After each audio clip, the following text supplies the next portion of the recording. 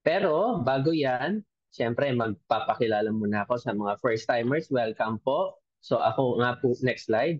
Ako nga po pala si Coach Doc Eric Herrera. Isa po akong internist, pulmonary critical care medicine. And alam nyo sa buhay ng isang doktor, syempre hindi naman po puro bed of roses. So, ang hindi maganda no uh, sa aking career, syempre putol-putol yung tulog and syempre minsan hindi rin ako nakakakain on time. Kaya minsan kung saan ako abutan ng gutom, minsan doon na lang ako kakain, hindi na mahalaga kung healthy ba yan o hindi. Ang mahalaga mabusog ako for my subsequent activities.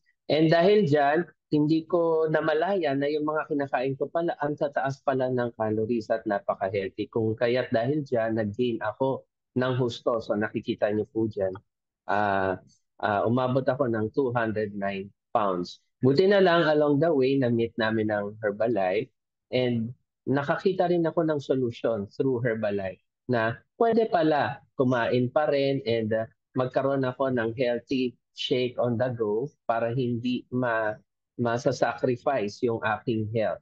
And alam niyo ang maganda is dahil sinubukan ko siya, nagkaroon ako ng magandang resulta. I lost a total of 20 pounds at 4 inches sa aking waistline. At alam niyo ba, nung na-witness ko yung amazing company na ito, sabi ko, wow, this is so exciting kasi nakikita ko na lalo siyang nag-grow since 2014.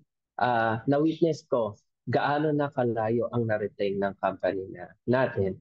And looking forward sa mga future no, ng mga developments dito. And since 2014, nag-lose na po ako, as I mentioned, 20 pounds at 4 inches sa aking waistline. Kaya sa mga hindi pa po nag-try, makinig po kayo sa ating topic ngayon. Okay, next slide.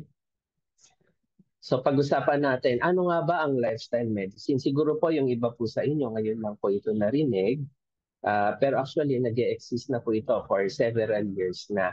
So ang lifestyle medicine, isa po itong sangay ng medisina na kung saan ito po ay evidence-based. So may basihan po itong klase ng medisina na ito na kung saan kakaiba yung approach na ginagawa nila sa mga pasyente. Kasi imbis po na nagpo-focus sila sa pagbibigay ng gamot or pagpapagawa ng mga iba-ibang laboratory or diagnostics, nakafocus po sila on ways how to prevent, paano gagamutin, at paano i-reverse yung mga sakit by replacing unhealthy behaviors na nakagisnan ng mga pasyente. So, ganun po yung approach nila.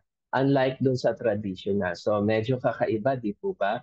So, yun ang exciting about lifestyle medicine. Sige, next slide. And kung tatanungin natin, ano nga ba ang nagpapa-healthy no, sa isang may katawan? So, makikita natin dyan na 50% ng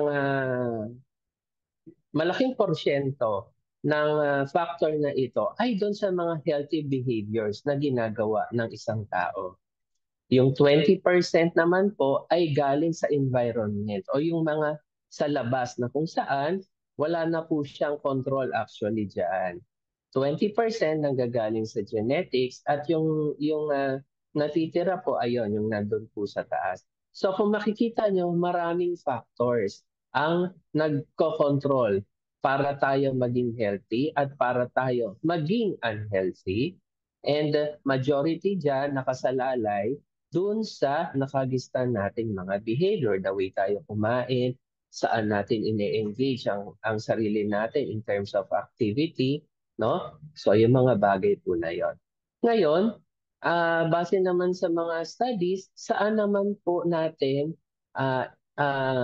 binibigay yung pera natin just to be healthy, no? Saan natin nilalabas yung pera?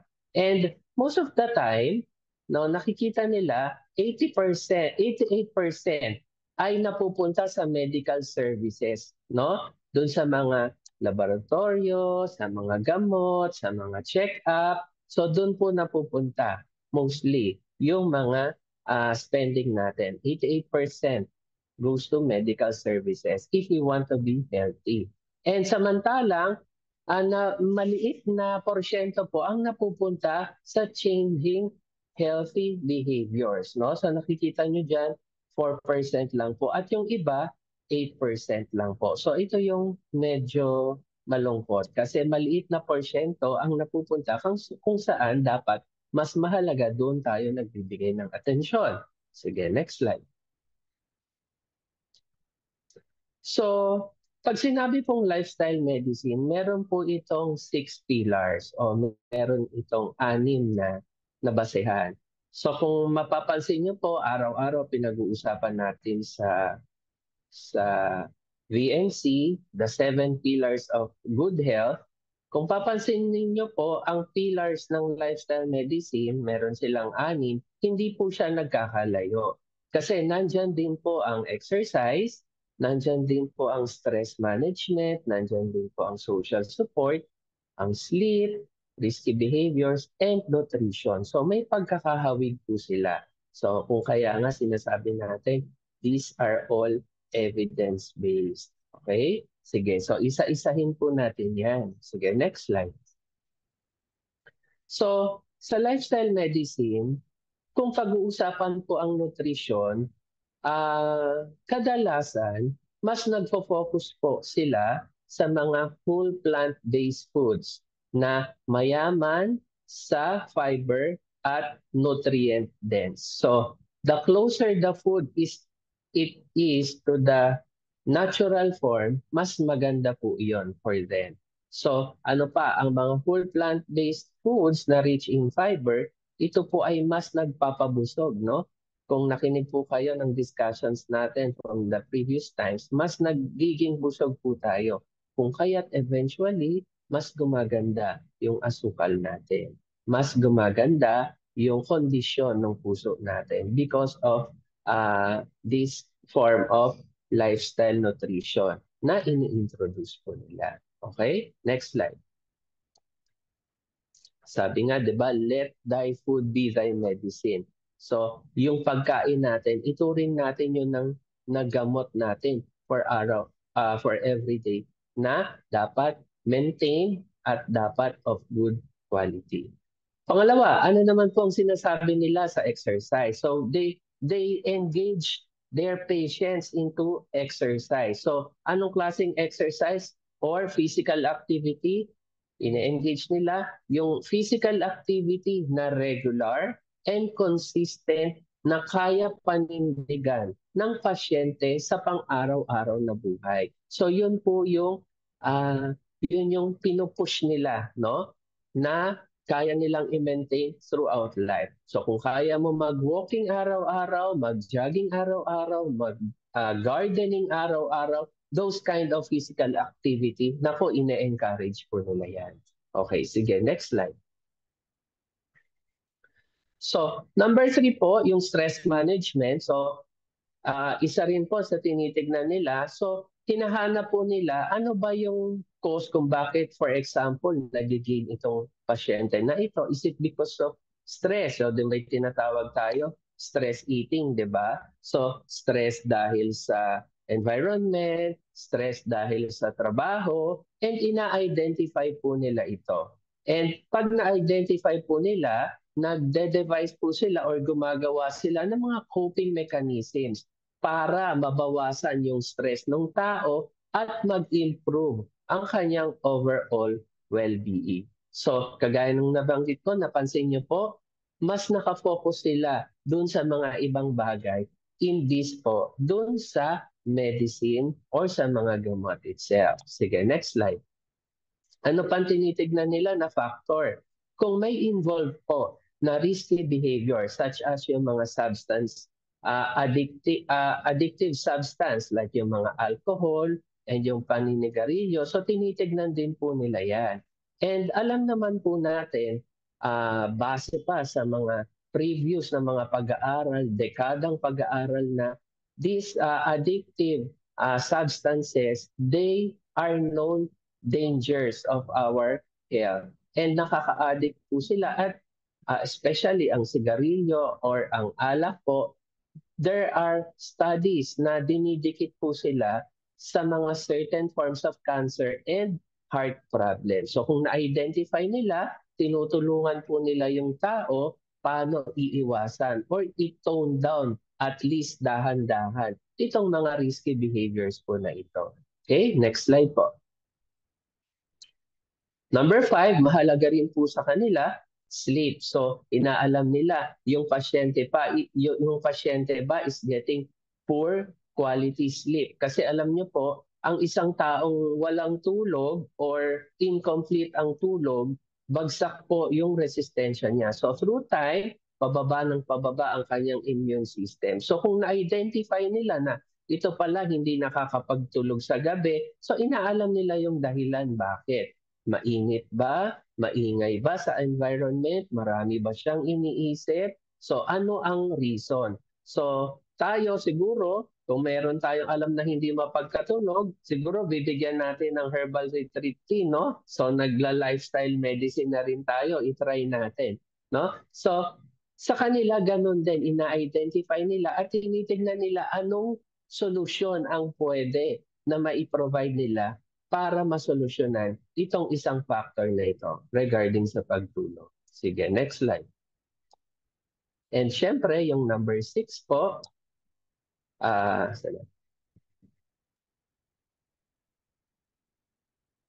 next slide po.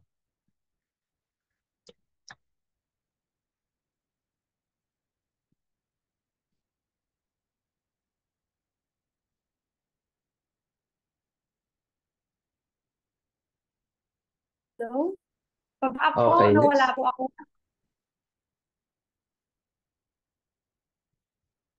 Meron pa pong isa, yung ating number 6, social support.